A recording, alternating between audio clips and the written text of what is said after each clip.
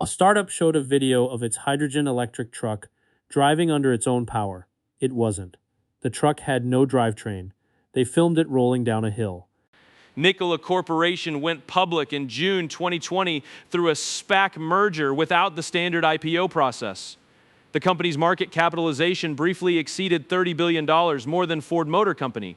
CEO Trevor Milton had been promoting Nikola since its founding in 2015 through social media, press releases, and investor presentations describing proprietary hydrogen technology, fuel cell advancements, and reservation orders for its trucks.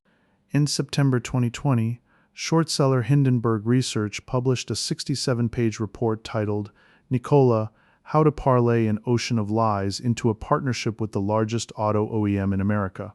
The report detailed specific factual claims about Nikola's technology demonstrations, reservation figures, and Trevor Milton's statements.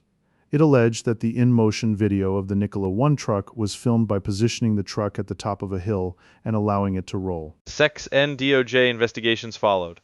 Documents obtained in the investigation showed internal communications where Nikola employees discussed the gap between Milton's public claims and actual technical capabilities. The in-motion video was produced by a third-party production company. Production records and communications documented the filming methodology. The truck did not move under its own power in the video. Trevor Milton was charged with wire fraud and securities fraud in July 2021 and convicted by a jury in October 2022. The verdict found him guilty of 2 counts of securities fraud and 1 count of wire fraud. He was sentenced to 4 years in federal prison in December 2023. Nikola itself reached a $125 million settlement with the SEC in December 2021, the largest settlement the SEC had obtained against an electric vehicle company.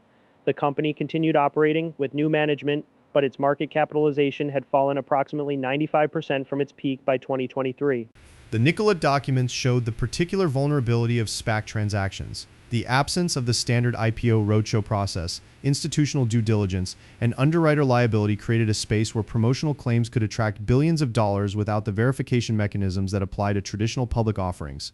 The rolling truck video is memorable, but the more significant fraud was in the reservation numbers, the hydrogen claims, and the technology partnerships. All documented, all false. Subscribe for more cases.